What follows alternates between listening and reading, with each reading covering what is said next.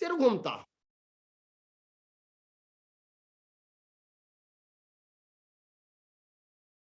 सिर घूमने की समस्या होती है, इसके कारण ब्रेन ट्यूमर का एक लक्षण हो सकता है। जब वो चलता है तो उसके शरीर का बैलेंस बराबर नहीं है। जब चलता है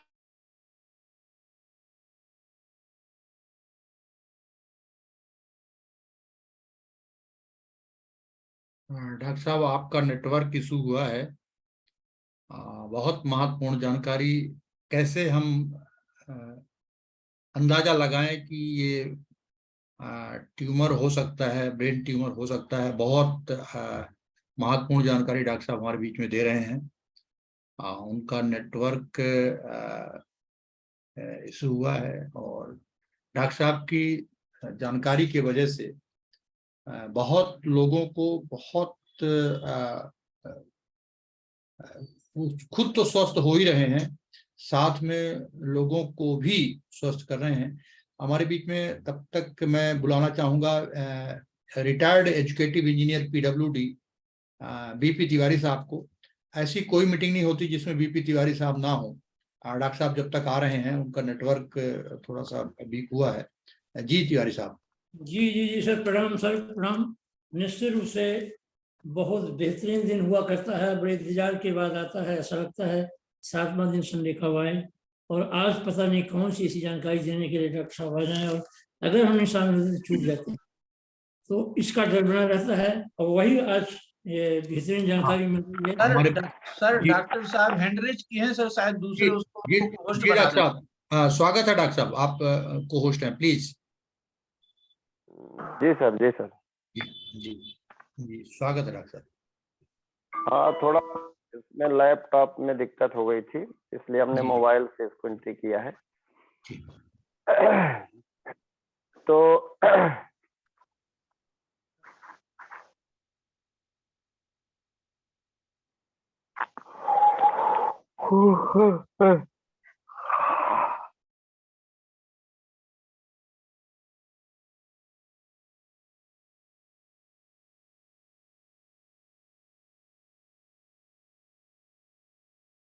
हाँ सर, सर इसको लैपटॉप वाले को भी कर दीजिएगा, होस्ट बना दीजिए। जी डॉक्टर साहब, एंट्री हो गए उसमें। जी।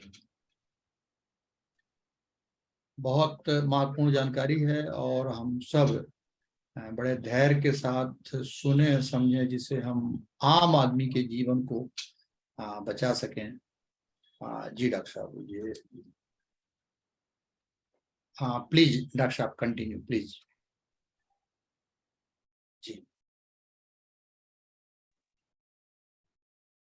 मोबाइल से भी जुड़ गए हैं, जरूरत पड़ेगी तो उससे भी एंट्री हो जाएंगे। जी डॉक्टर साहब, दिक्कत नहीं होगी, दोनों में होस्ट है। जी, तो अभी हम जो बात कर रहे थे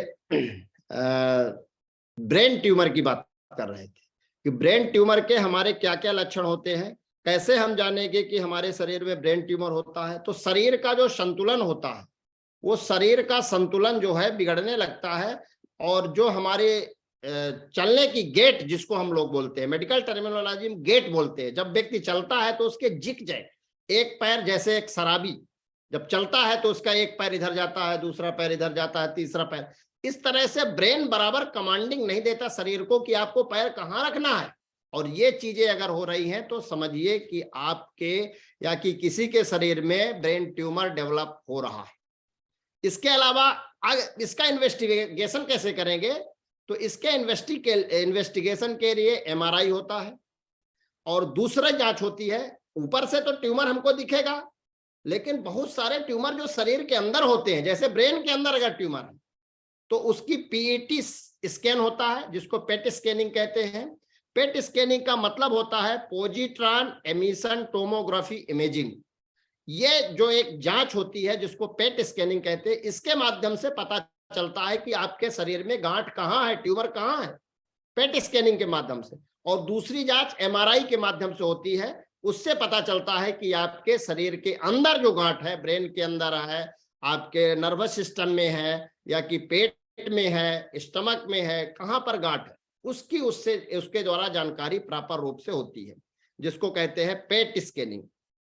जनरली जो कैंसर की गांठ होती है, और कैंसर के गांठ और साधारण गांठ में जो डिफ्रेंशिएट करते हैं उसके लिए बायोप्सी होती है, और वहां का एक टिश्यू निकाला जाता है, एक चमड़ी निकाली जाती है उस पार्ट से जहां पर गांठ है, और उसको एक एग्जामिनेशन के लिए भेजते हैं जिसको हम लोग बायोप्सी कहते हैं। और बायोप्सी की रिपोर्ट लगभग 6-7 दिन में आती है, और ये चूंकि उसकी ये प्रोसेस होती है, और उस बायोप्सी की रिपोर्ट के बाद ही हम ये डिसाइड करते हैं कि ये कैंसर वाली गांठ है या बेनाइन है या तो मैलिग्नेंसी। कैंसर के कुछ संकेत होते हैं, अगर किसी को कुछ संकेत होते हैं, लक्षण होते हैं, शरीर में दिखते हैं। पहला लक्षण है उसका वजन कम होगा। अगर किसी के गांठ है और सडन धीरे धीरे उसका वजन कम हो रहा, तो आपका दिमाग उस तरफ भी जाना चाहिए कि कहीं हो सकता है कि इसके शरीर के अंदर कहीं गांठ ना डेवलप हो रही हो, कहीं ट्यूमर ना डेवलप हो रहा हो, जिस कारण से इसका वजन कम हो रहा है, और वो जो ट्यूमर होगा मैलिग्नेंट हो। दूसरा, बुखार, अगर बार बार बुखार आती है, बुखार छोड़ नहीं रही, फीवर तो आ रहा है लेकिन फीवर उसकी दवाइयों के बाद भी नहीं ठीक हो रहा, फीवर की जांच कराने के बाद कोई इन्वेस्टिगेशन में चीजें निकल नहीं रही, तो समझिए कि वो कैंसर के ट्यूमर्स कहीं ना कहीं शरीर के अंदर हैं। तीसरा, भूख में कमी, धीरे धीरे भूख कम होने लगती है, वजन कम होने लगता है, हड्डियों में दर्द होता है, हड्डियां धीरे धीरे बहुत ज्यादा दर्द करने लगती है, असहनीय दर्द होता है। खांसी, अगर कंटिन्यूअस खांसी आ रही किसी को और ट्यूबरकुलोसिस उसको नहीं है, कहते हैं कि 1 सप्ताह से ज्यादा अगर खांसी आ रही है तो स्पुटम की जांच, बलगम की जांच कराना चाहिए। हो सकता है कि उसको कहीं टीबी ना हो, लेकिन जांच में अगर टीबी नहीं निकल रही, खांसी रेगुलर आ रही है, तो उसका भी इन्वेस्टिगेशन कराना उचित है, कहीं कैंसर के कारण तो खांसी नहीं आ रही। और मुंह से खून आना, कभी कभी कहते हैं कि लेटरिन के रास्ते से खून आता है, कभी मुंह से खून आता है। अगर ऐसा अकारण खून आ रहा है और वो भी फ्रेश ब्लड आ रहा है, तो इन सारी चीजों को देखते हुए हमारा दिमाग उस तरफ भी जाना चाहिए। अब बात होती है बेनाइन और मैलिग्नेंट। बेनाइन ट्यूमर क्या होता है, मैलिग्नेंट ट्यूमर क्या होता है। बेनाइन का मतलब होता है साधारण गांठ, मैलिग्नेंट का मतलब होता है कैंसर वाली गांठ। इसके लक्षण क्या होंगे, तो बेनाइन जो ट्यूमर होता है इसकी जो ग्रोथिंग होती है स्लो होती है। बेनाइन ट्यूमर की जो ग्रोथिंग होती है, साधारण गांठ की जो ग्रोथिंग होती है, जो बढ़ता है स्लो, धीरे धीरे बढ़ता है। लेकिन मैलिग्नेंट ट्यूमर, कैंसर वाली जो गांठ होती है, वो फास्ट रैपिड ग्रोथ होती है, जिसको हम कहते हैं रैपिड ग्रोथ, मतलब तेजी से वो बढ़ता है। दूसरी चीज, जो बेनाइन ट्यूमर होता है इनकैप्सुलेटेड होता है, उसके ऊपर कैप्सूल चढ़ा होता है, आवरण होता है, जैसे बीच में गांठ है, चारों तरफ से वो पैकिंग है, इसको कैप्सुलेटेड कहते हैं। जैसे कैप्सूल होती है, कैप्सूल के अंदर दवा होती है, ऊपर से कवरिंग होती है, इसी तरह जो बेनाइन ट्यूमर होता है, जो साधारण गांठ होती है, कैप्सुलेटेड होता है, सफेद कर्ण का आवरण होता है, कैप्सुलेटेड होता है, जिससे उसकी साइज ज्यादा बढ़ नहीं पाती, वो कैप्सूल के अंदर पैक रहता है। लेकिन जो मैलिग्नेंट ट्यूमर होता है, कैंसर वाली गांठ होती है, वो कैप्सुलेटेड नहीं होती, उसकी ग्रोथ किसी भी एरिया में हो सकती है, कैप्सुलेटेड नहीं होता, और ये invagination of the surrounding tissue, जो उसके आसपास के एरिया है, वो कहीं भी घुस सकता है, क्योंकि उसके ऊपर कैप्सूल नहीं होता, वो फ्री होता है वो गांठ, तो किसी भी एरिया में जाके घुस सकता है, हार्ट में घुस सकता है, वो लीवर में जा सकता है, वो पैनक्रियाज में जा सकता है, आंत को रप्चर कर सकता है, वो किसी भी ऑर्गन में जाके इंटर कर देगा। इसको invagination of the surrounding tissues बोलते हैं। किसी भी एरिया में जाके घुसेगा और उसको रैप्चर करेगा, और रैप्चर करने के बाद वहां से ब्लीडिंग होगी और व्यक्ति की डेथ तक होती है। ये जो दूसरा लक्षण है, इसको हम डिफरेंशिएट करते हैं। तीसरा, जो बेनाइन ट्यूमर होता है, नो स्प्रेड अदर ऑर्गन, ये दूसरे ऑर्गन में जाके नहीं फैलता, एक ही जगह होता है, ये एक ही जगह होता है, दूसरे जगह ये स्प्रेड नहीं होता।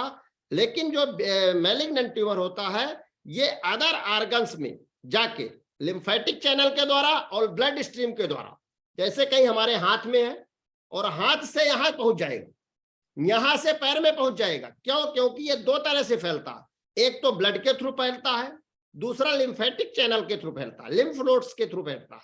जो हमारी गांठें होती है, आपको देखे होंगे, कहते हैं हमारे गिल्टी निकल आई। गिल्टी क्या है? लिम्फ ग्लैंड्स है।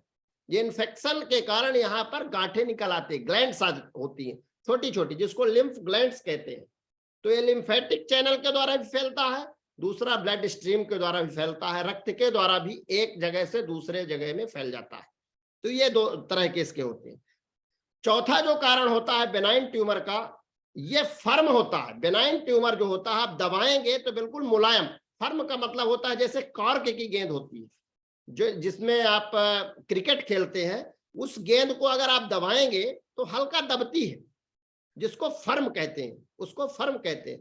तो जो ये साधारण गांठ होती है दबाने से दब जाएगी, लेकिन जो हमारी कैंसर वाली गांठ है जिसको हम मैलिग्नेंट ट्यूमर बोलते हैं, ये स्टोनी हार्ड होता है, पत्थर के समान कड़ा होता है, वो जल्दी दबता नहीं है। अगर फर्म है, दब रहा है, तो साधारण गांठ है, अगर पत्थर के समान कड़ा है तो वो साधारण गांठ नहीं है, वो कैंसर वाली गांठ हो सकती है। ये जो बेनाइन ट्यूमर होता है फैटल नहीं होता, इसमें मृत्यु नहीं होती, जान नहीं जाती, ये केवल ट्यूमर होता है, ऑपरेशन के बाद उसको निकाल दिया जाए, ठीक हो जाता है। लेकिन जो मैलिग्नेंट ट्यूमर होता है ये फैटल होता है और ये ब्लड वेसल्स में इंटर करता है।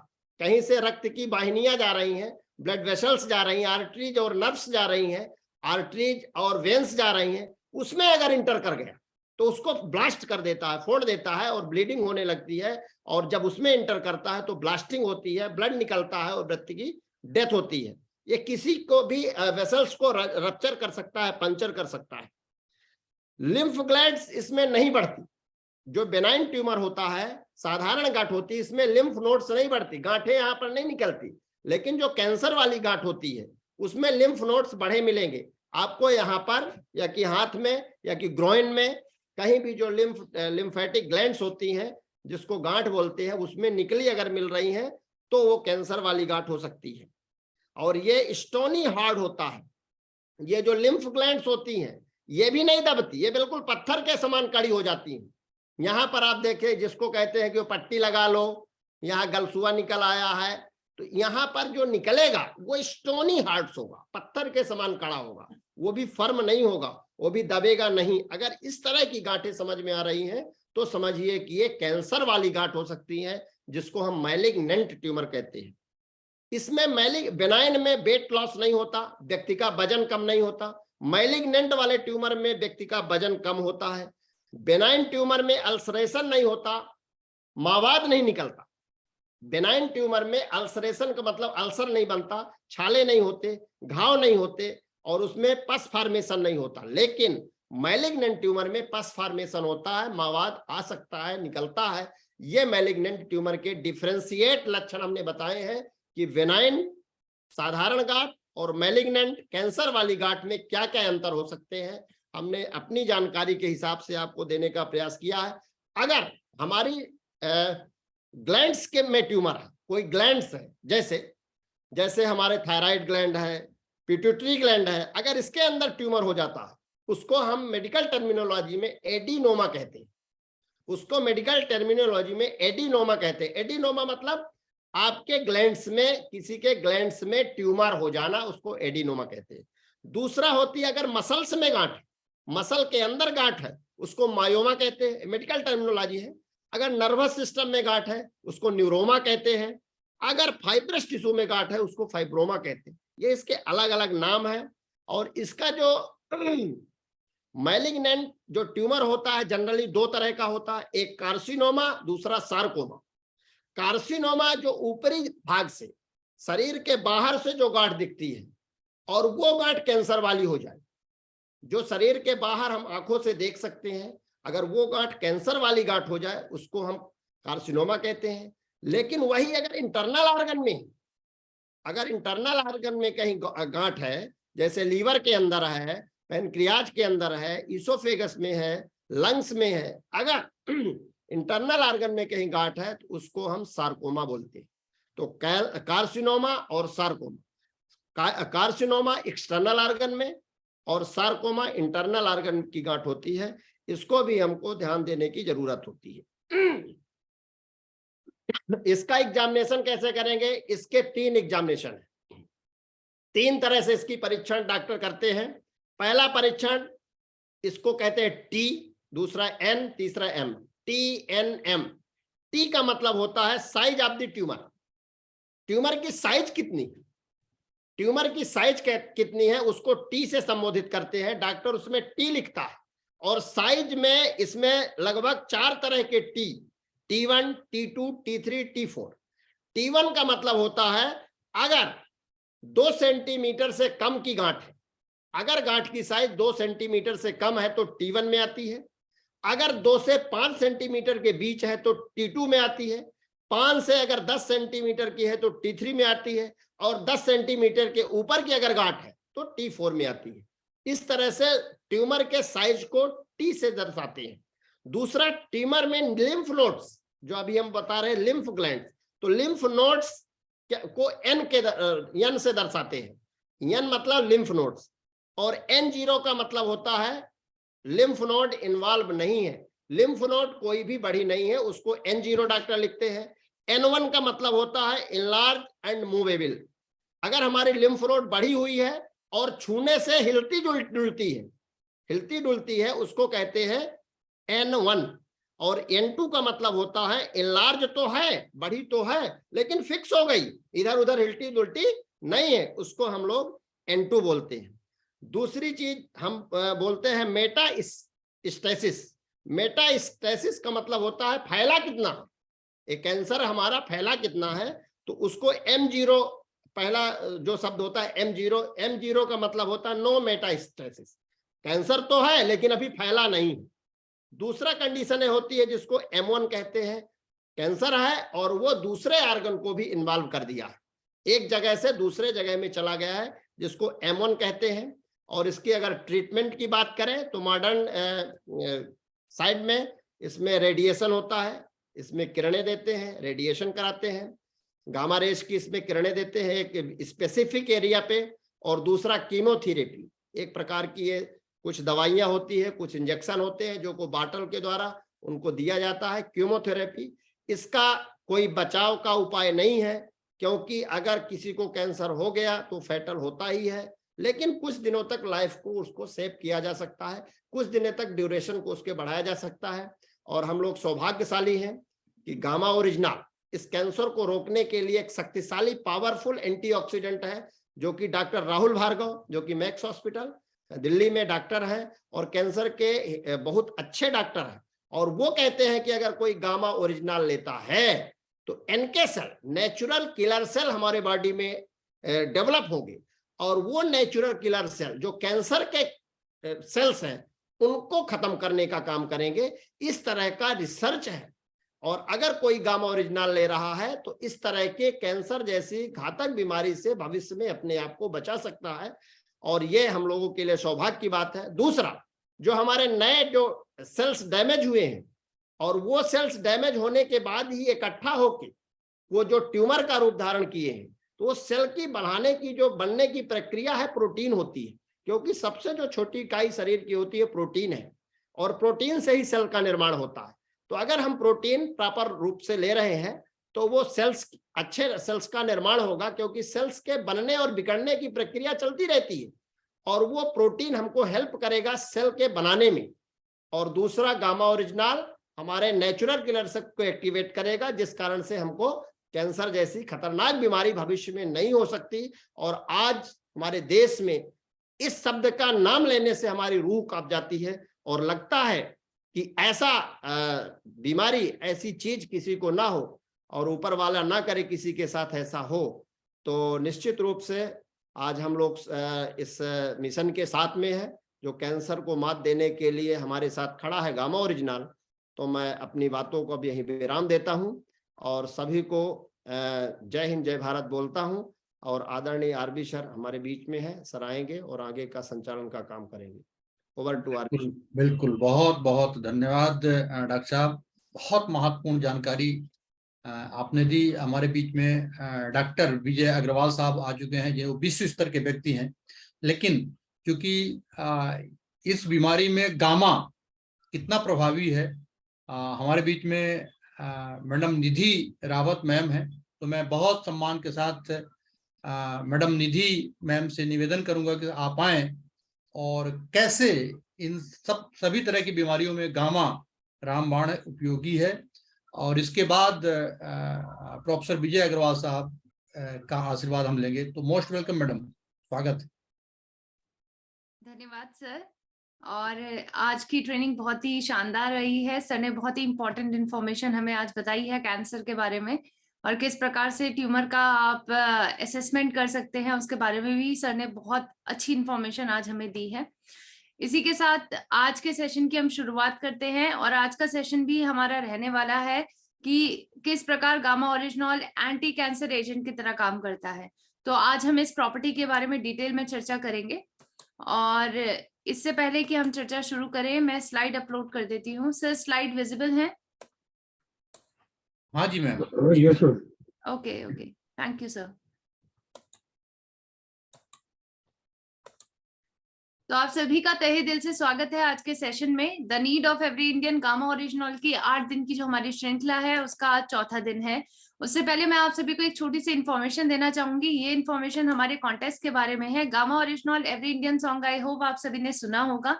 उस पर आपको एक छोटी सी वीडियो बनानी है जिसमें आप सिंगिंग या डांसिंग करते हुए आप इसमें वीडियो बना सकते हैं गामा ओरिजिनॉल सॉन्ग पर, और इसे व्हाट्सएप करना है आपको हमारे नंबर पे जो स्क्रीन पे दिया गया है 8847312706। अपने पूरे नाम के साथ इस वीडियो को हमें सेंड करें और हम इसे पोस्ट करेंगे हमारे हेल्थ कार्ड फेसबुक पेज पर। वहां पर देखा जाएगा, ट्रैक किया जाएगा। जो भी व्यक्ति टॉप 20 में आएंगे जिनकी वीडियो पे सबसे ज्यादा लाइक्स होंगे, 1 दिसंबर 8 बजे, रात 8 बजे तक देखा जाएगा, ट्रैक किया जाएगा इस रिकॉर्ड को, और जो भी व्यक्ति विनर्स होंगे उनको डिक्लेयर किया जाएगा विनर।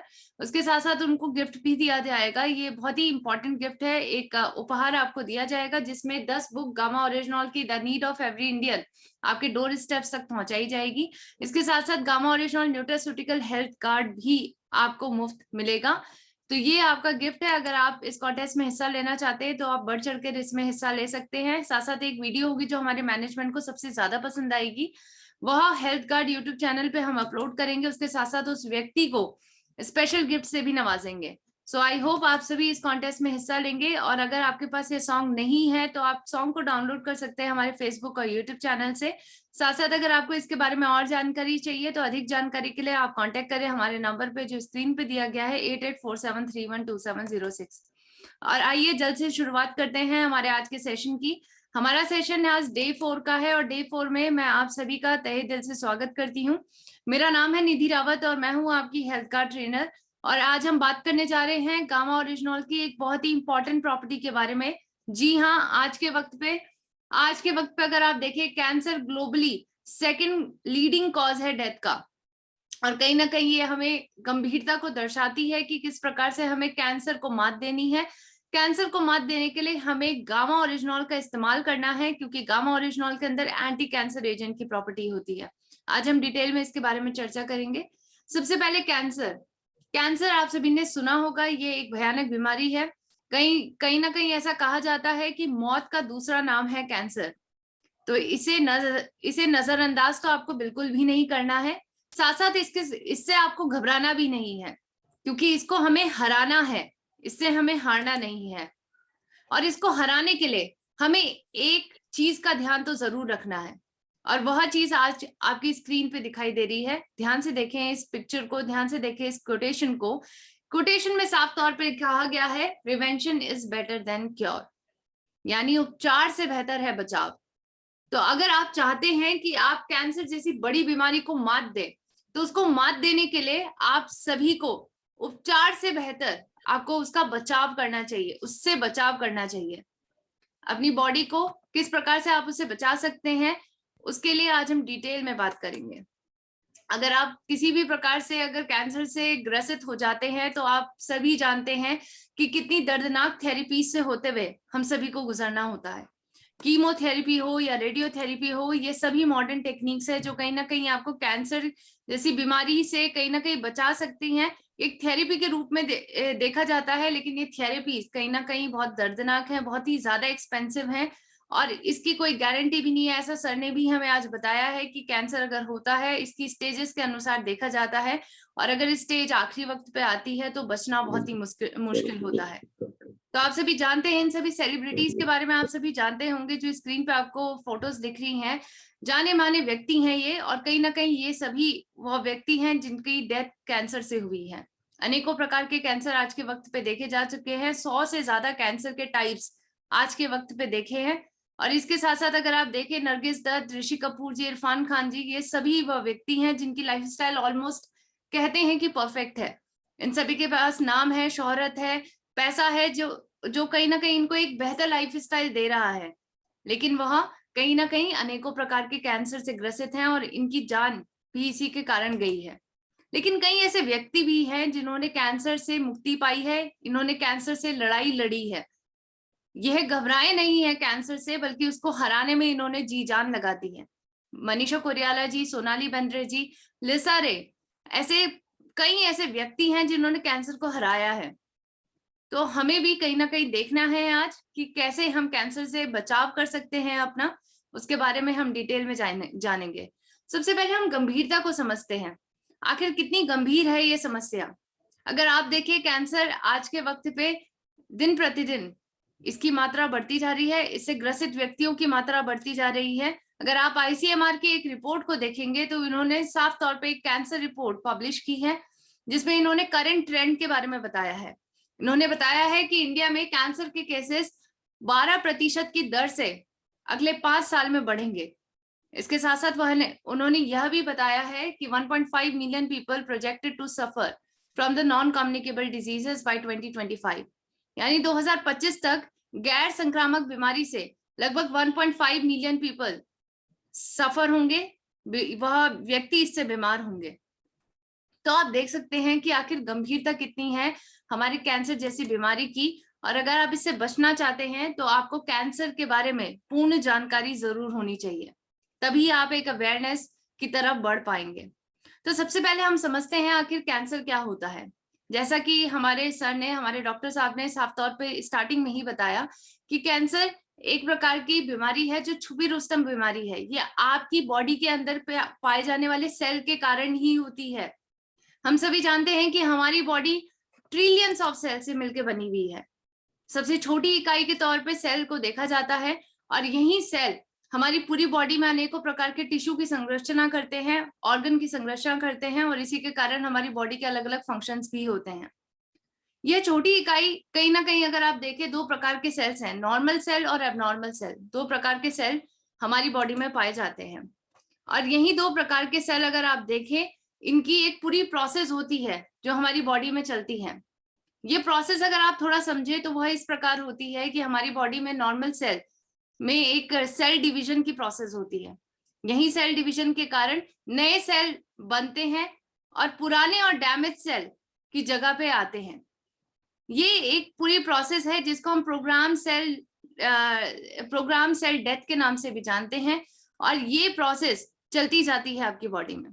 लेकिन जब एबनॉर्मल सेल को कहीं ना कहीं ब्लड सप्लाई मिलना शुरू हो जाती है, जिसको हम एंजियोजेनेसिस के नाम से भी जानते हैं, उसके कारण वह ग्रो होने लग जाते हैं, मल्टीप्लाई होने लग जाते हैं अनकंट्रोलेबली, जिसमें कोई भी नियंत्रण नहीं होता है।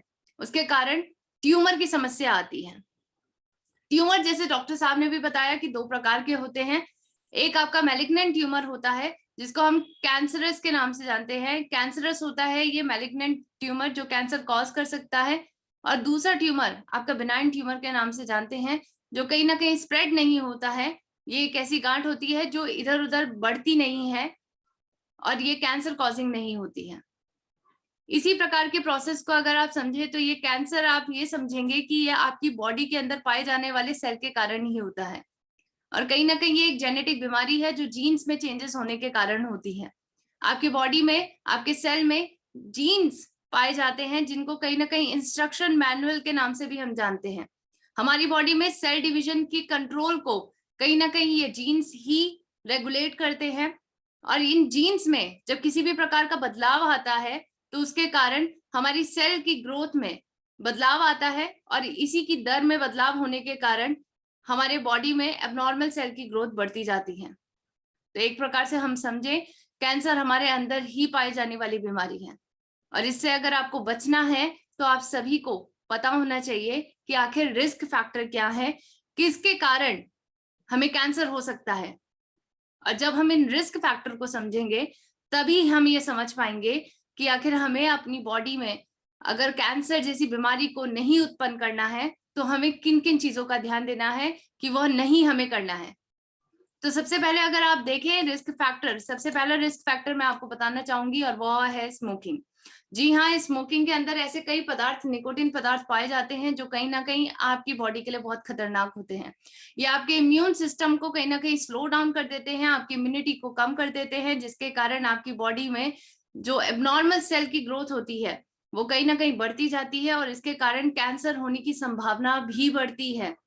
इसीलिए अगर आप चाहते हैं कि आप कैंसर से मुक्ति पाएं तो कहीं ना कहीं आपको स्मोकिंग और टोबैको जैसे पदार्थों से दूर रहना होगा। अगर दूसरे रिस्क फैक्टर की अगर हम बात करें तो दूसरा रिस्क फैक्टर है आपका अल्कोहल। यानी अगर आप किसी भी प्रकार के दारू का सेवन करते हैं तो आप उसका सेवन बिल्कुल बंद कर दें, क्योंकि ऐसा कहते हैं हमारे नेशनल कैंसर इंस्टीट्यूट की एक रिपोर्ट, नेशनल कैंसर इंस्टीट्यूट साफ तौर पे रिकॉग्नाइज करता है कि अगर आप अल्कोहल का सेवन करते हैं तो उसके कारण आपको अनेकों प्रकार के कैंसर होने की संभावना होती है। ऐसा इसलिए होता है, अगर हम साइंटिफिकली इसके बारे में समझें तो हम जब अल्कोहल का सेवन करते हैं तो जब अल्कोहल हमारी बॉडी के अंदर आता है तो उसके अंदर उसकी वजह से एक केमिकल का प्रोडक्शन होता है। उस केमिकल का नाम है एसिटल एल्डिहाइड। एसिटल एल्डिहाइड कहीं ना कहीं आपके लिए बहुत ही घातक प्रोडक्ट है, क्योंकि ये आपके सेल को डैमेज करता है। इसी के साथ साथ ये आपके जीन को डैमेज भी करता है।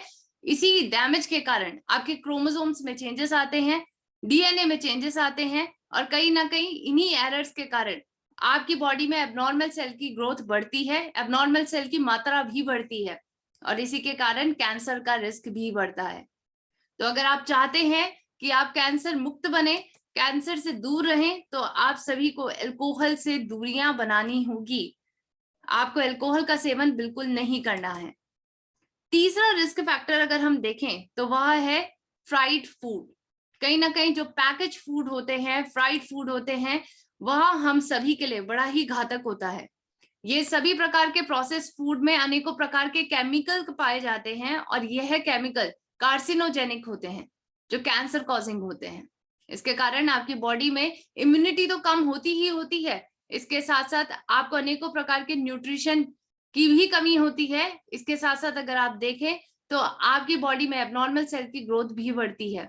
इसीलिए अपनी ईटिंग हैबिट पे आप जरूर ध्यान दें कि आप किस प्रकार की चीजों का सेवन कर रहे हैं। अगर आप रेड मीट या अनेकों प्रकार के मीट या फिर एनिमल प्रोडक्ट का सेवन करते हैं तो वह करना कम कर दें। स्पेशली आप प्लांट बेस्ड डाइट का सेवन करें, क्योंकि प्लांट बेस्ड डाइट कहीं ना कहीं हम सभी के लिए न्यूट्रिशनिस्ट होती है, हम सभी के लिए न्यूट्रिशन से भरपूर होती है। तो उसका सेवन आप ज्यादा से ज्यादा करें ताकि आप सभी कैंसर जैसी बीमारी से दूर रहें। अगर आप चौथे रिस्क फैक्टर को समझेंगे तो चौथा रिस्क फैक्टर है हमारा सेडेंटरी लाइफस्टाइल। जिस प्रकार की लाइफस्टाइल आज के वक्त पे हम जी रहे हैं वह कहीं ना कहीं एक्सरसाइजेस से लेस है। हम बहुत कम काम करते हैं, हमारी बॉडी में मूवमेंट कम से कम होता है और इसी के कारण जिस प्रकार का खाना, जिस प्रकार की कैलोरीज का कंजम्पशन हम कर रहे हैं वो कहीं ना कहीं कैलोरी बर्नआउट होती ही नहीं है और उसके कारण हमारी बॉडी में अनेकों प्रकार की दिक्कतें होनी शुरू हो जाती हैं। इसीलिए अगर आप चाहते हैं कि आप स्वस्थ रहें तो सेडेंटरी लाइफस्टाइल से बिल्कुल दूर रहें। ज्यादा से ज्यादा फिजिकल एक्टिविटीज को अपनी लाइफ में करें, स्पेशली एक्सरसाइजेस के लिए एक अलग से टाइम अपने लिए बनाएं। अपनी लाइफ में, अपने डेली के आप रूटीन में ऐसा कर सकते हैं कि अपने लिए 30 मिनट जरूर रखें। इन 30 मिनट में आप कुछ भी एक्सरसाइजेस की एक्टिविटी कर सकते हैं, जिसमें walking, Zumba, aerobics, even yoga. आप अनेकों प्रकार के एक्सरसाइजेस कर सकते हैं अपनी कैपेबिलिटी के अनुसार, जिससे आप सभी रह सके स्वस्थ और ये आपको कैंसर से भी मुक्त बना सकता है, कहीं ना कहीं कैंसर जैसी बड़ी बीमारी से भी दूर रख सकता है। तो अगर आप चाहते हैं कि आप कैंसर से मुक्ति पाएं तो आप सभी इन्हीं रिस्क फैक्टर से दूर रहें। इसके साथ साथ कुछ ऐसे फैक्टर्स होते हैं जो कहीं ना कहीं हमारे हाथ में बिल्कुल नहीं होते हैं। इसके लिए कहीं अगर आप देखें ये अनकंट्रोलेबल फैक्टर्स हैं और इन कंट्रोलेबल फैक्टर्स को अगर आप देखें तो पांचवा फैक्टर हमारा है इन्वायरमेंटल फैक्टर। जी हाँ, पॉल्यूशन और आपका यूवी रेडिएशन, अल्ट्रावायलेट रेडिएशंस के कारण भी आपके सेल में डैमेज होने का खतरा ज्यादा होता है और हम सभी जानते हैं जब सेल में डैमेज होते हैं तो उसके कारण सेल डैमेज की मात्रा बढ़ती जाती है और इसी के कारण आपको कैंसर होने की संभावना भी बढ़ती है। इसी के साथ साथ अगर आप देखें तो पॉल्यूशन या पॉल्यूटेंट और यूवी रेडिएशन हमारी बॉडी में फ्री रेडिकल्स को जन्म देते हैं, और इन्हीं फ्री रेडिकल्स के जन्म के कारण कई प्रकार के कैंसर की संभावना हमें और ज्यादा हो जाती है। अगर आप देखें ये सभी प्रकार की चीजें जो आप स्क्रीन पे देख सकते हैं, fried food, alcohol, tobacco, smoke, air pollution, alcohol, ये सभी ऐसे फैक्टर हैं जो फ्री रेडिकल्स को जन्म देते हैं और इसी के कारण आपकी बॉडी में अनेकों प्रकार के डैमेजेस होते हैं। आई होप आप सभी ने दूसरे दिन की वीडियो, दूसरे डे की जो हमारी सीरीज में डे 2 है उसमें हमने साफ तौर पे चर्चा की थी फ्री रेडिकल्स की। वहां पर हमने बताया था कि किस प्रकार से हर एक बीमारी का मूल कारण फ्री रेडिकल ही होते हैं। इसी प्रकार से कैंसर का भी मूल कारण अगर आप देखना चाहें तो वो फ्री रेडिकल ही होते हैं। फ्री रेडिकल आपके हेल्दी सेल्स को डैमेज करता है और इसी के कारण एबनॉर्मल सेल की मात्रा आपकी बॉडी में बढ़ती है, और जब इनको ब्लड सप्लाई मिलनी शुरू हो जाती है तो ये ग्रो होना शुरू हो जाते हैं, जिसको हम एंजियोजेनेसिस की प्रोसेस कहते हैं, और इसी के कारण कैंसर बढ़ता जाता है। एक प्रकार से अगर हम देखें तो ये ऑक्सीडेंट कार्सिनोजेनिक होते हैं और इसी के कारण हमें कैंसर होने की संभावना ज्यादा होती है। अब 6th रिस्क फैक्टर की अगर हम बात करें तो 6th रिस्क फैक्टर कहीं ना कहीं आपके आसपास है और वह है आपके माइक्रोब्स। जी हाँ, वायरसेस, बैक्टीरिया, फंजाई, ये अनेकों प्रकार के माइक्रोब्स होते हैं या माइक्रो ऑर्गेनिज्म होते हैं जो अनेकों प्रकार के इन्फेक्शन कॉज करते हैं, और इन्हीं इन्फेक्शन के कारण आपको आपकी बॉडी में संभावना ज्यादा होती है कि आप कैंसर जैसी बीमारी से ग्रसित हो सकते हैं। तो कहीं ना कहीं आपको इम्यूनिटी बूस्ट करने के लिए की काफी जरूरत है। अगर आप चाहते हैं कि आप इन सभी माइक्रोब से या माइक्रो ऑर्गेनिज्म से बचे रहें तो आपको अपनी इम्यूनिटी को बूस्ट करने की जरूरत है। इसके साथ साथ अगर आप देखें 7वां रिस्क फैक्टर है हमारा इन्फ्लामेशन। जी हाँ, हमारी बॉडी में एक मिसिंग फैक्टर की तरह देखा जाता है इन्फ्लामेशन को, जो बाहरी तौर पे भी हमें कभी कभार दिखती है और कहीं ना कहीं अगर आप देखें ये आपके अंदरूनी तौर पे भी होती है, इंटरनल ऑर्गन्स पे भी होती है। तो अगर आप चाहते हैं कि आप कैंसर से मुक्ति पाएं, कैंसर से दूर रहें, तो उसके लिए आप सभी को 3 चीजों के बारे में जानना चाहिए। सबसे पहला है हमारा ऑक्सीडेंट्स, दूसरा है क्रोनिक इन्फ्लामेशन एंड तीसरा है बूस्ट इन इम्यूनिटी।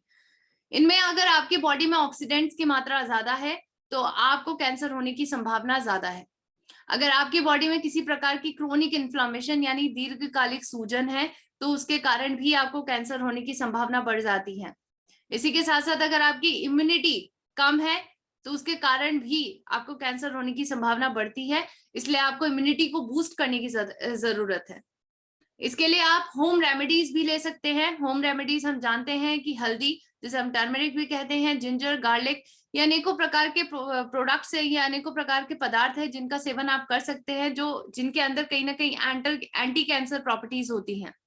लेकिन हम सभी कहीं ना कहीं होम रेमेडीज में स्टक हो जाते हैं। हम 2 चीजों पे स्टक होते हैं। सबसे पहला है कि क्या वो हमारी अफोर्डेबिलिटी के अंदर आता है, क्या हम इन सभी पदार्थों का सेवन डेली लाइफ में कर सकते हैं, क्या हमारी पॉकेट अलाउ करती है। दूसरा जो फैक्टर है वह है एफर्ट, क्या हम इतने एफर्ट लगाने के लिए तैयार हैं। इन सभी होम रेमेडीज के लिए वक्त लगता है और वह वक्त देना हम सभी के लिए पॉसिबल नहीं हो पाता है, क्योंकि आज की लाइफ स्टाइल ही ऐसी है कि हर कोई भागने के लिए तैयार है। हम सभी के पास टाइम की कहीं ना कहीं लिमिट है, इसीलिए हम एक ऐसा अफोर्डेबल सॉल्यूशन की तलाश में है, एक ऐसे एफर्टलेस सॉल्यूशन की तलाश में है जो कहीं ना कहीं हमें कैंसर से बचाए रखे, हमें इन्फ्लामेशन से बचाए रखे, हमारी इम्यूनिटी को बूस्ट करे और एक बहुत ही पावरफुल एंटीऑक्सीडेंट हो। जी हाँ, वो प्रोडक्ट आज हमारे सामने आ चुका है। कहीं ना कहीं हम आज के वक्त पे इसकी मिराकुलस पावर को रिकॉग्नाइज कर रहे हैं और वह है हमारा one and only gamma original. जी हाँ, अगर आप गामा ओरिजिनॉल के बारे में जानते हैं, इसकी मैन्युफैक्चरिंग इंडिया में ऑलरेडी स्टार्टेड हो चुकी है और मैं गौरवान्वित बात कहती हूँ कि हमारी कंपनी एपी ऑर्गेनिक्स इसका प्रोडक्शन कर रही है इंडिया में। गामा ओरिजिनॉल के अंदर एंटी कैंसर की भी प्रॉपर्टी होती है। इसे भारत सरकार ने ऑलरेडी अप्रूव्ड न्यूट्रास्यूटिकल की कैटेगरी का दर्जा दे चुका है। जी हाँ, द गैजेट ऑफ इंडिया में ऑलरेडी प्रकाशित हो चुकी है ये न्यूज, और इसमें आप देख सकते हैं कि food safety and standard authority of India ने 2016 में ही इसको अप्रूव्ड न्यूट्रास्यूटिकल की कैटेगरी में रखा था। इसका मतलब ये है कि कोई भी व्यक्ति 18 साल से अगर ऊपर है तो इसका कंजम्पशन अपनी डेली लाइफ में कर सकते हैं। इसकी right doses 300 mg per day की है, 2 कैप्सूल पर डे आपको इसकी लेनी है। अनेकों प्रकार की स्टडीज ऑलरेडी हो चुकी है जो ये सत्यता को दर्शाती है कि किस प्रकार गामा ओरिजिनॉल का प्रभाव पड़ा है अनेकों प्रकार के कैंसर पे। जी हाँ, अनेकों प्रकार के कैंसर के उपचार के लिए गामा ओरिजिनॉल का इस्तेमाल हुआ है। 2015, 2013, 2012 की स्टडीज ये साफ तौर पे बताती है कि प्रोस्टेट कैंसर के ट्रीटमेंट में गामा ओरिजिनॉल का इस्तेमाल किया गया और साफ तौर पे देखा गया कि प्रोस्टेट कैंसर में कमी आई है, कहीं ना कहीं उसके उपचार के लिए इसका इस्तेमाल किया गया है।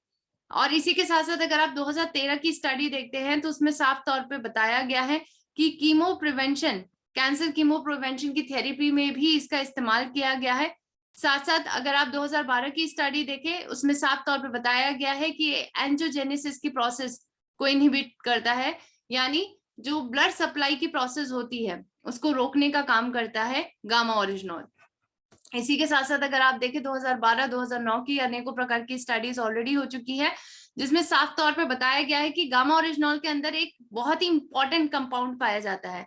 ये कंपोनेंट का नाम है साइक्लोआर्टेनॉल फेरुलेट। साइक्लोआर्टेनॉल फेरुलेट के बारे में अगर आप जानते हैं तो ये एंटी कैंसर कंपाउंड है और कहीं ना कहीं ये बहुत ही इफेक्टिवली काम करता है कैंसर के अगेंस्ट में। इसी की तरीके से अगर आप देखें तो 2003 एंड 1998 में भी ये साफ तौर पे देखा गया है कि ये एंटी एंजियोजेनिक मैकेनिज्म को बढ़ावा देता है। इसी के साथ साथ इसके अंदर साइक्लोआर्टेनॉल फेरुलेट पाया जाता है जो बहुत ही उम्दा काम करता है कैंसर को दूर करने में, कैंसर को भगाने में, प्रिवेंट करने में। तो अगर आप सभी जानना चाहते हैं कि आखिर हमारे एक्सपर्ट इसके बारे में क्या कहते हैं तो आप इस वीडियो को जरूर देख सकते हैं। डॉक्टर राहुल भार्गव जी जाने माने डॉक्टर हैं, ये फोर्टिस हॉस्पिटल के। इनका कैंसर मुक्त भारत का मिशन ऑलरेडी हमारे इंडिया में चल रहा है और क्या कहते हैं वो हमारे गामा ओरिजिनॉल के बारे में और किस प्रकार से वो कैंसर पे इफेक्टिव होता है, आप इस वीडियो को जरूर सुने। Gamma oryzanol has been found out to be effective as an antioxidant which comes from rice bran in preventing the cancer if taken for a long period. How does it act? It has been a mystery that our own cells, T cells or NK cells, if are activated, can kill cancer cells. And this gamma oryzanol is basically an activator of NK cells, which keeps the cancer cells at check. It not only works through NK cell, but also it inhibits angiogenesis. It means it cuts the supply for the cancer cells to grow. आप सुन सकते हैं कि doctor साहब ने साफ तौर पे कहा है कि गामा ओरिजिनॉल एनके सेल्स को एक्टिवेट करता है, यानी नॉन किलिंग सेल्स को एक्टिवेट करता है, जिसके कारण आपके बॉडी में जो एंजियोजेनेसिस की प्रोसेस होती है, यानी कैंसर सेल को जो ब्लड सप्लाई मिल रही होती है वो ब्लड सप्लाई कहीं ना कहीं कट डाउन करने का काम करता है गामा ओरिजिनॉल, और इसकी वजह से कैंसर सेल की ग्रोथ भी रुक जाती है। तो आप देखिए गामा ओरिजिनॉल के ऊपर ऑलरेडी हमारे एक्सपर्ट इतने इत्मीनान से बता रहे हैं, कहीं ना कहीं आप सभी को साफ तरीके से बता रहे हैं कि गामा ओरिजिनॉल का बहुत ही ज्यादा अच्छा इफेक्ट होता है हमारे कैंसर को रोकने के लिए, प्रिवेंट करने के लिए। तो आप सभी इसका इस्तेमाल करें, अपनी डाइट का पार्ट इसको जरूर बनाएं। 2 गोली अपनी थाली में आप जरूर डेली के डेली रखें ताकि आप इसका इस्तेमाल करें डेली। आप कभी भूले ना कि ये इसको अपना डाइट का पार्ट बनाना ना भूलें। इसीलिए आपको गामा ओरिजिनॉल की नीड है, हम सभी इंडियंस को गामा ओरिजिनॉल की नीड है, क्योंकि आज के वक्त पे हमें कैंसर को प्रिवेंट करना है, इससे हमें लड़ना है और कहीं ना कहीं अपने आप को इससे बचाए रखना है। तो इसका सेवन आप जरूर करें ताकि आप सभी रह सके स्वस्थ। आप अगर इसके बारे में और ज्यादा डिटेल में जानना चाहते हैं तो आप इस किताब को खरीद सकते हैं। जी हाँ, the need of every Indian gamma oryzanol की हमारी ये किताब है। डाइटिशियन ईशा वशिष्ठ मैम ने इसको डिजाइन करा है, मैम ने इसको लिखा है और ये बहुत ही उम्दा किताब है क्योंकि ये बहुत ही सरल शब्दों में लिखी गई है। तो अगर आप चाहते हैं इसे ऑर्डर करना तो आप कॉल कर सकते हैं हमारे नंबर पे जो स्क्रीन पे है 8847312706। इसको अपने टूल किट का हिस्सा जरूर बनाएं। इसी के साथ साथ मैं आपको अवार्ड फंक्शन के बारे में बताना चाहूंगी। गामा ओरिजिनॉल का शानदार अवार्ड फंक्शन अब 16 अप्रैल 2023 में होने वाला है और ये हमारे धुरी पंजाब में होगा, जहां पर आपको फैक्ट्री विजिट भी करवाई जाएगी। इसमें आपके पायनियर अवार्ड, जिसमें आपको 10,000 पीवी गामा ओरिजिनॉल के साथ लगातार 5 महीने कंप्लीट करने हैं। अगस्त से लेकर दिसंबर, सितंबर से लेकर जनवरी तक आपको इसको कंप्लीट करना है। साथ साथ हमारा दूसरा अवार्ड है विजनरी अवार्ड, जिसमें लीडर्स के लिए अवार्ड है, जिसमें उन्हें अपने व्हीकल लेग के साथ 5 लाख पीवी गामा ओरिजिनल के साथ कंप्लीट करने हैं। अगस्त से लेकर दिसंबर तक का वक्त उनके पास है। इसी के साथ साथ तीसरा अवार्ड इसमें हमारा जो है वो है हमारा स्टेट टॉपर अवार्ड। यह उस व्यक्ति को मिलेगा जिन्होंने गामा ओरिजिनल पर उम्दा काम करके दिखाया है। सबसे ज्यादा सेल करने वाले व्यक्ति को अपने राज्य में ये अवार्ड से नवाजा जाएगा और ये अगस्त से लेकर दिसंबर तक का वक्त है। ये सेल का काउंट इस प्रकार से किया जाएगा। और आपको ये भी ध्यान देना है कि हर महीने आपको 10,000 पीवी गामा ओरिजिनल के साथ कंप्लीट करने हैं। अगर आपसे ये अवार्ड पाने का शानदार मौका छूट गया है तो हमारे पास आपके लिए दूसरी गोल्डन अपॉर्चुनिटी भी है जिसमें आप पायनियर अवार्ड पा सकते हैं। इसके लिए आपको नवंबर से लेकर मार्च तक 10,000 पीवी गामा ओरिजिनल के साथ कंप्लीट करने हैं। लगातार 5 महीने का समय आपके पास है, तो आई होप आप सभी इन टारगेट्स को कंप्लीट करेंगे। इसी के साथ साथ अगर कोई व्यक्ति छोटे टारगेट से शुरू करना चाहता है तो वो 6 पीस गामा ओरिजिनल के साथ भी अपने बिजनेस में हंगामा ला सकता है। ये लक बाय चांस का मेथड है। कहीं ना कहीं जो भी व्यक्ति 6 पीस गामा ओरिजिनल करेंगे लगातार 5 महीने तक, उनका जो हमारा डेटा इन्वेंटरी होगा उनमें से लकी ड्रॉ निकाला जाएगा और जो भी 20 व्यक्ति का नाम उसमें आएगा उनको कहीं ना कहीं इस अवार्ड से नवाजा जाएगा। साथ साथ उनको फैक्ट्री विजिट भी करवाई जाएगी। आपको इसके साथ साथ ये भी ध्यान देना है कि सभी व्यक्तियों को अवार्ड फंक्शन में सिंगल एंट्री ही मिलेगी। साथ साथ उनको फैक्ट्री विजिट भी करवाई जाएगी और उनके रहने की व्यवस्था कंपनी ही करेगी। तो अगर आप अधिक जानकारी जानना चाहते हैं तो आप कॉल कर सकते हैं हमारे नंबर पे 8847312706। इसी के साथ साथ आज के सेशन को हम यहीं पे अंत करते हैं। So stay tune for day 5। Day 5 में हम एक नई चर्चा के साथ आपके साथ मिलेंगे और इसमें हम गामा ओरिजिनल की इम्यूनिटी बूस्टिंग एजेंट के बारे में चर्चा करेंगे। So stay tune for day 5। और इसी के साथ मैं अपनी वाणी को विराम देती हूँ। मुझे इतने इत्मीनान से सुनने के लिए बहुत बहुत धन्यवाद और आप सभी रहे स्वस्थ, इसी कामना के साथ मैं आज अपनी वाणी को विराम देती हूँ। Thank you. बहुत बहुत धन्यवाद मैम। निश्चित रूप से डॉक्टर साहब की जानकारी के बाद सोने में सुहागा रहा। अब हमारे बीच में डॉक्टर विजय अग्रवाल साहब हैं, तो मैं चाहूंगा कि सर आपका आशीर्वाद मिले। डॉक्टर विजय अग्रवाल साहब, आपके परिचय के साथ आपका आशीर्वाद हमारे लिए संजीवनी का काम करेगा। जी डॉक्टर साहब। बहुत बहुत धन्यवाद आदरणीय द्विवेदी जी। मैं प्रोफेसर विजय अग्रवाल RKTF यूनिवर्सिटी भोपाल का कुलपति हूँ और कंप्यूटर एडेड ड्रग डिस्कवरी पर मैं काम करता हूँ।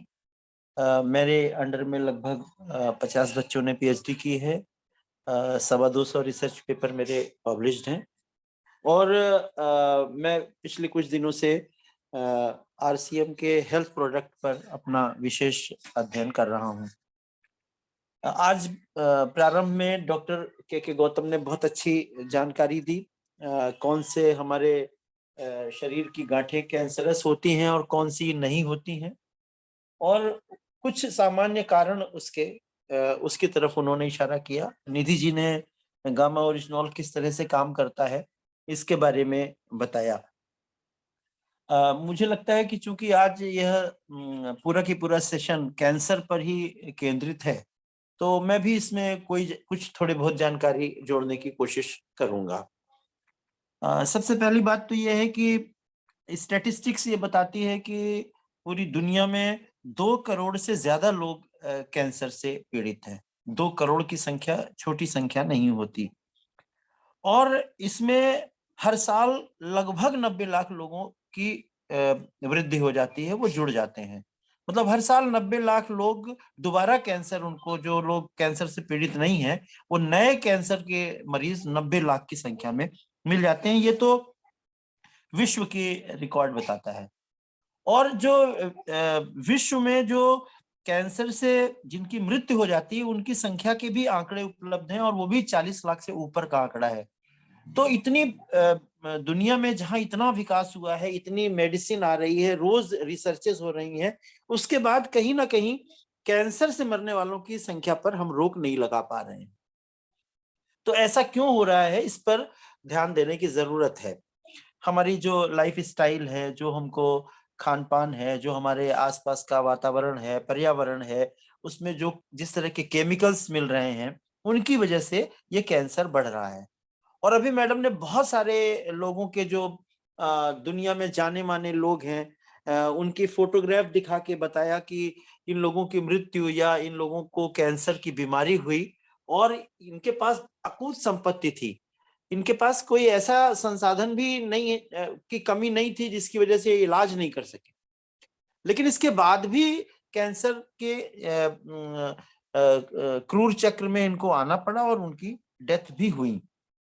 हिंदुस्तान में लगभग 1 लाख में 70 से 80 व्यक्ति कैंसर से पीड़ित होते हैं। हमारे यहाँ बहुत लापरवाही है, लोग तंबाकू का सेवन करते हैं, सिगरेट का सेवन करते हैं, अल्कोहल का सेवन करते हैं, कभी कभी तो बड़ी विकृत अल्कोहल का सेवन करते हैं, उसके दूसरे भी कारण हैं। और मरने वालों में, कैंसर से मरने वालों में 34% लोग जो तंबाकू और धूम्रपान करते हैं, ऐसे लोग हैं जिनको तंबाकू और धूम्रपान करते हैं।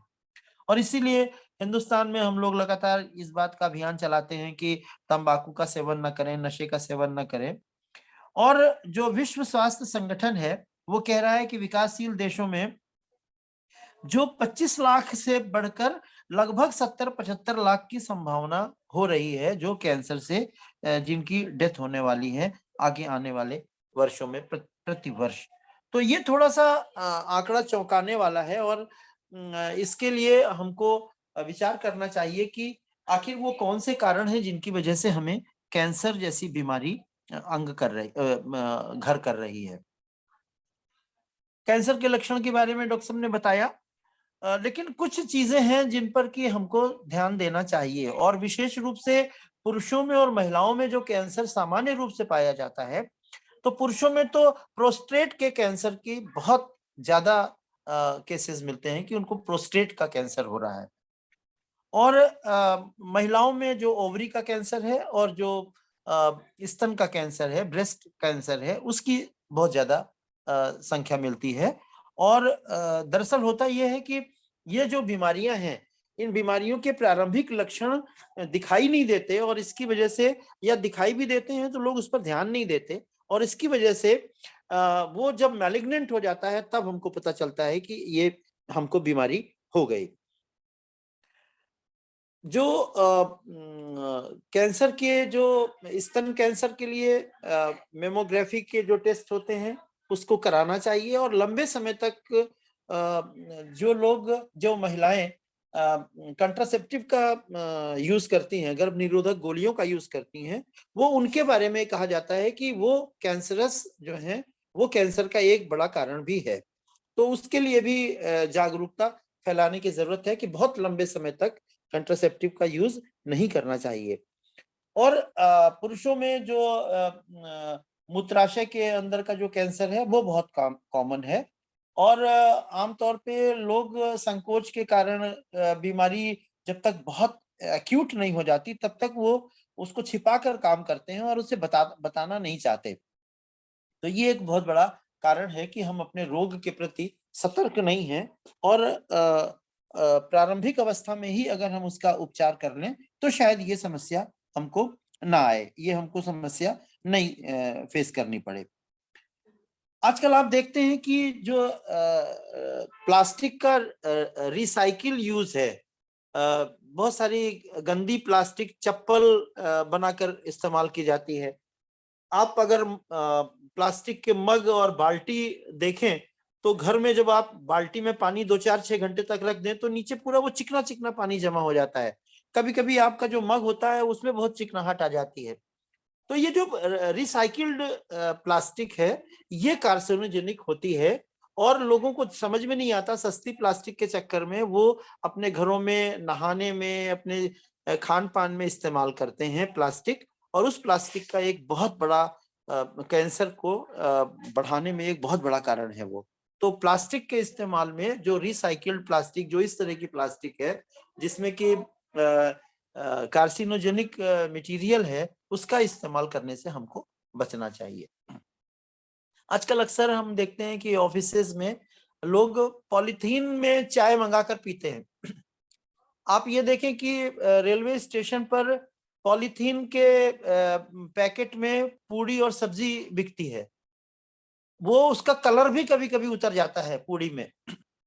लाल रंग की पूड़ी दिख जाएगी, हरी रंग की पूड़ी दिख जाएगी, गर्म होती है उसमें वो डालते हैं। और कभी कभी लगातार जो तेल का रीयूज हम करते रहते हैं वो ग्रीजी तेल हो जाता है, उसमें भी हम पूड़ियां तल लेते हैं। इस तरह का जो मटेरियल होता है ये भी हमारे स्वास्थ्य के लिए बहुत खतरनाक है, और रिसर्चेस ये कहती हैं कि ये भी कैंसर के कारण का प्रमुख कारणों में से एक है। कि हम किस तरह के केमिकल हमारे शरीर के अंदर जा रहे हैं।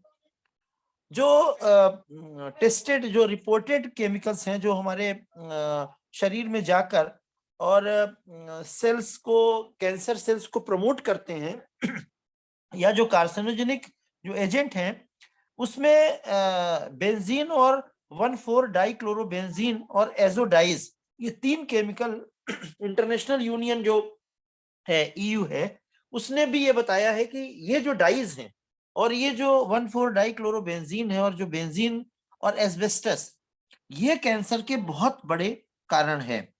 और जो 1,4-डाइक्लोरोबेंजीन है, जिसको DCB बोलते हैं, वो सालों से इसका इस्तेमाल एयर फ्रेशनर, डिओड्रेंट्स और पब्लिक टॉयलेट्स में किया जाता है। हम लोग अपने घरों में जो डिओड्रेंट यूज करते हैं, जो पब्लिक टॉयलेट्स में डिओड्रेंट यूज करते हैं, या जो स्प्रे यूज करते हैं, उसमें 1,4-डाइक्लोरोबेंजीन होता है और ये कैंसर का बहुत बड़ा कारण है, विशेष रूप से लीवर के कैंसर का कारण है।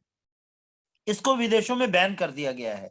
अमेरिका और यूरोप और ब्रिटेन और फ्रांस, इन जगह की सरकारों ने इसको बैन कर दिया है। लेकिन वो तमाम सारे केमिकल जो विदेशों में तो बैन है, हिंदुस्तान में बहुत धड़ल्ले से इस्तेमाल किए जा रहे हैं और वो बहुत बड़ा कारण है हमारे कैंसर के प्रसार में, क्योंकि हमें जागरूकता ही नहीं है कि हम क्या करेंगे। और 2003 से जो एजोडाइज हैं, वो टेक्सटाइल इंडस्ट्री में, लेदर इंडस्ट्री में इनको भी बैन कर दिया गया है। और ये जो एजोडाइज हैं जो कपड़ों को रंगने के काम आती हैं, ये स्किन कैंसर का बहुत बड़ा कारण है। हमारे जो शरीर में स्किन का जो कैंसर होता है, वो एजोडाइज के कारण होता है। तो एजोडाइज में का इस्तेमाल, जो रंग उतर जाता है कभी कभी हमारे शरीर में, हमारे स्किन से टच में आने के कारण जो एजोडाइज के रेसिड्यूज बचे रहते हैं, एरोमेटिक एमीन्स हैं, ये सारी की सारी चीजें कैंसर कॉजिंग है। तो इससे बचने के लिए हमको अलर्ट रहना चाहिए। हम लगातार ये सुनते आ रहे हैं कि कैंसर की जो बीमारी है वो आनुवंशिक है कि नहीं है। तो अभी तो ये एस्टेब्लिश नहीं हुआ है कि ये हेरिडिटी है, किसी के परिवार में अगर कैंसर हुआ है तो कोई जरूरी है कि उसके अगली जनरेशन में कैंसर हो, कोई जरूरी नहीं है।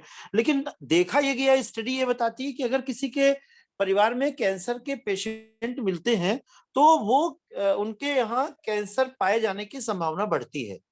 तो जिनके घर में कभी पुराने लोगों को अपनी पहली पीढ़ी में, उसके दूसरी पीढ़ी में, उसके पहले की तीसरी पीढ़ी में अगर मालूम है कि कैंसर हुआ है, कैंसर से डेथ हुई है, तो थोड़ा सा आदमी को अलर्ट रहना चाहिए और बीच बीच में टेस्ट कराते रहना चाहिए। अगर कोई कहीं सूजन दिख रही है, कहीं आपके तिल है, मसा है, उसके अगल बगल ग्रोथ हो रही है, अननेचुरल ग्रोथ हो रही है, तो हमको वहां पर अलर्ट रहना चाहिए कि ये जो ग्रोथ हो रही है इसको हम डॉक्टर को जरूर दिखा ले, कि हो सकता है कि वो कोई मैलिग्नेंसी तो वहां पर नहीं हो रही है। अगर किसी के शरीर में कोई घाव हो रहा है और वो भर नहीं रहा है, तो वो थोड़ा सा सतर्क उसको रहना चाहिए कि इसको डॉक्टर को जरूर चेक करा ले। ये सामान्य घाव नहीं है, ये कोई ऐसे तरह का घाव है जहां पर हमें डॉक्टर की सलाह लेनी चाहिए। अगर कोई ऐसी गांठ या सूजन है जिसमें दर्द नहीं हो रहा है लेकिन वो बढ़ रही है, ग्रोथ उसकी हो रही है, तो भी थोड़ा सा सतर्क रहने की आवश्यकता है कि ये हो सकता है कि मैलिग्नेंट हो। कुछ लोगों को खाना निगलने में परेशानी होती है, उनका जो इसोफेगस होता है, जो खाने की नली होती है, उसमें कोई अननेचुरल ग्रोथ होती है और वो लोग समझते हैं कि गले में कोई परेशानी है तो गले के ट्रीटमेंट कराते रहते हैं। लेकिन दरअसल होता यह है कि जो खाने की नली में जो कैंसरस सेल हैं वो अगर ग्रो कर गए हैं तो फिर कुछ दिनों बाद मालूम चलता है कि खाना तो आपके गले के नीचे उतर नहीं रहा है, फिर उल्टी हो रही है, फिर डॉक्टर कहता है कि लिक्विड डाइट लीजिए।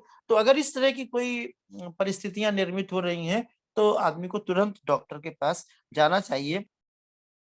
डॉक्टर साहब ने बताया, डॉक्टर गौतम ने, कि अननेसेसरी कहीं लग रहा है कि थूक में ब्लड आ गया है या मल मार्ग से ब्लड, ताजा ब्लड निकल रहा है, तो ये थोड़ा सा अलार्मिंग है, इस पर ध्यान देना चाहिए। कुछ लोग अपने घावों के प्रति बिल्कुल सतर्क नहीं होते। अक्सर ये देखा गया है कि जिन लोगों को पाइल्स की प्रॉब्लम है, अगर वो लंबे समय तक पाइल्स का ट्रीटमेंट नहीं कराते हैं तो वहां पर भी मैलिग्नेंसी हो जाती है। तो पाइल्स का भी ट्रीटमेंट टाइमली कराना चाहिए, और अगर वहां पर ब्लीडिंग पाइल्स है तो खास तौर से, और अगर फिस्टुला है, जो इनसाइड जो घाव हो जाता है तो एनस के अंदर, तो उसमें भी कभी कभी मैलिग्नेंसी होती है और उसको दिखने की जरूरत है। मैंने बताया कि अगर कोई छोटा सा मस्सा आया है, उसके बगल में 3, 4, 5, 6 मस्से अचानक से उगाएं और बढ़ने लगे, या कोई गांठ है और उसमें कलर चेंज हो रहा हो, तो वो भी थोड़ा सा अलार्मिंग है और उस पर भी ध्यान देना चाहिए। जो लेडीज के जो प्रॉब्लम है, उसमें जो ओवरी का कैंसर है और जो फेब्रॉइड होते हैं, तो फेब्रॉइड से तो कोई मैलिग्नेंसी की संभावना शुरुआत में नहीं दिखती है, लेकिन अक्सर जो है वो ये देखा गया है कि जो लेडीज की डेथ होती है वो ओवरी के कैंसर से और जो ब्रेस्ट कैंसर है उससे ज्यादा होती है।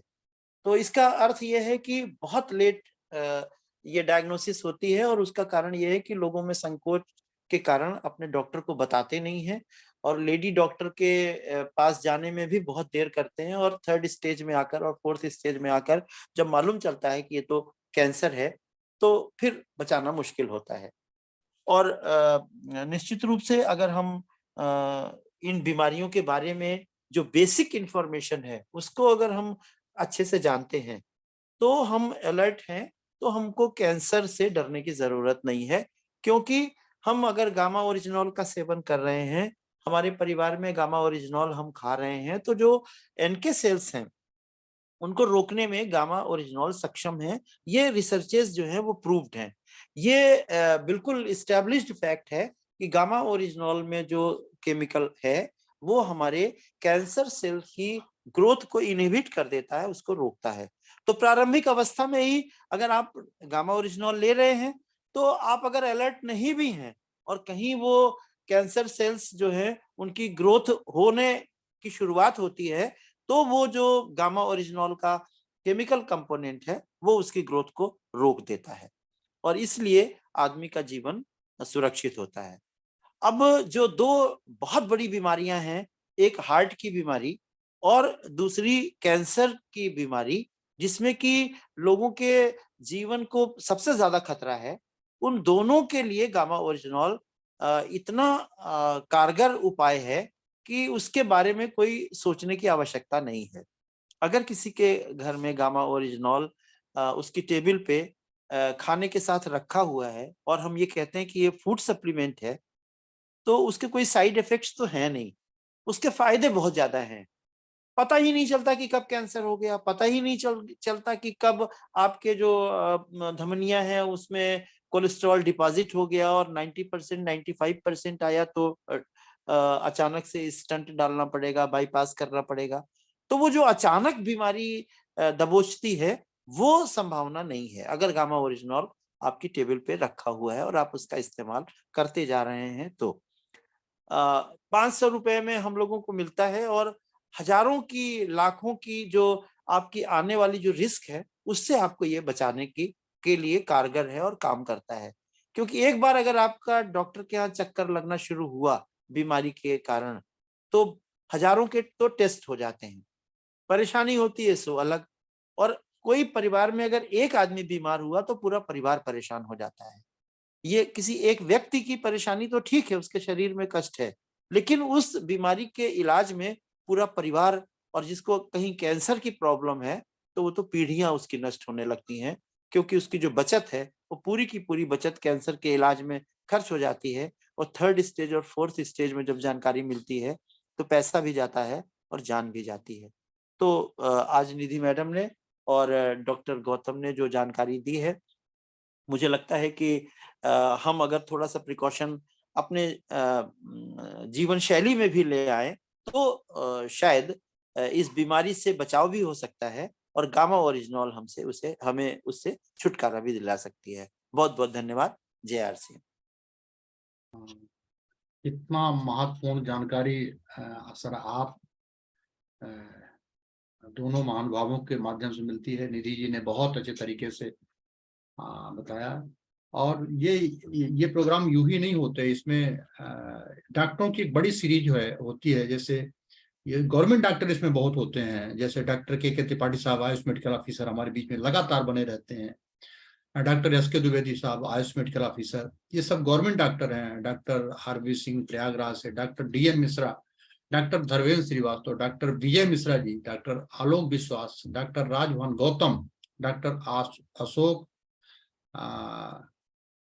जी हमारे बीच में, doctor Virendra Yadav, doctor Hemant Saket, doctor Pradeep, doctor Udayvan Kushwaha, doctor Santosh Kumar Arya, doctor V N. Mishra ji, doctor Puneet Kumar Malviya, doctor Arunendra Pandey. एक बने ये प्रोग्राम सामान्य लोगों का तो ठीक है, लेकिन जब इतने बड़े बड़े डॉक्टर इस प्रोग्राम में हों तो निश्चित रूप से ये प्रोग्राम अपने आप में एक ऐतिहासिक होता है। और निधि मैडम ने बहुत अच्छे तरीके से बताया। शुरू में मैडम आशा सिंह जी ने, बीके शांति बहन ब्रह्मा कुमारी सतना से पूरे प्रोग्राम में बनी, माधुरी चंद्रवंशी जी डोंगरगढ़ छत्तीसगढ़ का प्रभार उनके हाथ में है, वो लगातार मीटिंग में रहती हैं। सुनीता देवी श्रीवास्तव हमारे बीच में, सुनीता श्रीवास्तव जबलपुर से रल्टी अचीवर है, अनु मिश्रा, प्रवीण गुप्ता, वंदना तिवारी, सुचिता मिश्रा, रेखा मिश्रा, पूजा प्रमोद कुशवाहा, प्रमिला मिश्रा, स्मिता कुमारी, कुमुद सिंह, सरला दुबे, पूर्णिमा मिश्रा, अंजलि श्रीवास्तव, रेखा। इन सभी मातृ शक्तियों ने कसम खा लिया है कि अब तो घर में तो बीमारी आनी ही नहीं है, परिचित के लोगों में भी इस तरह की बीमारियों को नहीं आने देंगे। बहुत अच्छा सीख रही हैं। पूनम कुशवाहा, रंजना गुप्ता मुंबई से, सावित्री दुबे, पुष्पा कुशवाहा, नीलू दुबे, रितु यादव, मैडम निरंजनी पांडे जो लेक्चरर हैं, अनीता शर्मा दिल्ली से, अंजना द्विवेदी, स्मिता मिश्रा रतलाम, रेखा रावत रामपुर, पूर्वा तिवारी, उषा कुशवाहा, प्रियंका देवी, रश्मि गुप्ता, संगीता ब्रजन चतुर्वेदी, मंजू तिवारी, बीना श्रीवास्तव, ये सभी का एक बड़ा रोल रहता है। और ऐसे नहीं, गुरुदेव दुर्गेश दुबे जी एक बहुत बड़े समाज सेवी हैं। पूरे प्रोग्राम में वीडियो में अखिलेश मणि मिश्रा जी, आर.एस. मिश्रा जी का आशीर्वाद जरूर रहता है। और आर.डी. गुप्ता जी जो आने वाले समय के एक बड़े मैं बहुत मोटिवेट रहता हूँ। आज जवा में भी गए थे, डॉक्टर साहब ने बताया, स्पेशली श्याम बिहारी द्विवेदी जी जो हिंदी साहित्य के लेक्चरर हैं, एम.पी. मिश्रा जी आर्मी से, रमेश शर्मा जी दिल्ली से, राजवली शर्मा जी, कितनी भी रात वो मीटिंग होती है तो वो वीडियो में रहते हैं, अजय मिश्रा जी, राम नारायण सिंह छत्तीसगढ़ से, पूरे छत्तीसगढ़ में आपकी सिक्योरिटी का बहुत बड़ा कारोबार है, रामदीन वर्मा जी पूरे परिवार के साथ meeting, advocate BS. Mishra ji, रामबोल Tripathi ji Simaria, B Balaji Bhopal, इनका यूट्यूब चैनल बहुत फेमस है, बहुत महत्वपूर्ण जानकारी रहती है, बी.एस. यादव जी ग्वालियर, एडवोकेट अरविंद मिश्रा जी, मयंक प्रसाद द्विवेदी, रमेश शर्मा जी दिल्ली, रमेश शर्मा जी रीवा से भी हैं, गणेश चौधरी गुजरात से, कवि प्रदीप पांडे सतना, दुर्गा शंकर तिवारी, रमेश चंद अनुरागी जी, मैंने इनसे बहुत कुछ सीखा वीडियो में कैसे रहना चाहिए, ओम प्रकाश गुप्ता जी, गल्ला मंडी रीवा, केवल चंद जैन साहब जिन्होंने अब तक घुटनों के लिए आपको महारत हासिल, विजय सिंह, हीरामन पटेल, आप सबका बहुत बहुत आभार।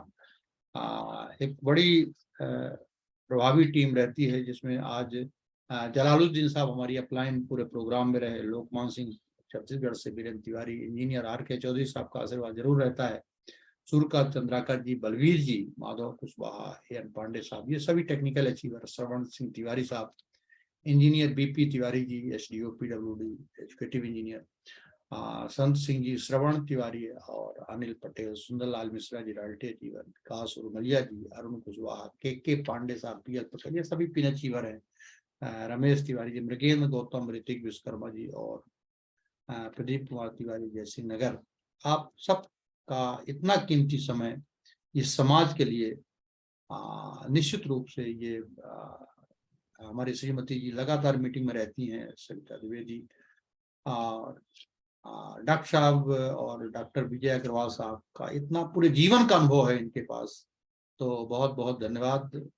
इन्हीं शब्दों के साथ, क्योंकि समय बहुत हो चुका, 7:30 बजे से कुछ लोग इस मीटिंग में हैं, और क्योंकि प्रोग्राम ही कुछ ऐसा है कि हर समझदार व्यक्ति इस प्रोग्राम को किसी भी कंडीशन में छोड़ नहीं सकता, तो आप सबसे विदा लेते हुए मैं इन्हीं शब्दों के साथ आप सबसे अनुमति, जय हिंद, जय भारत, जय आसिया।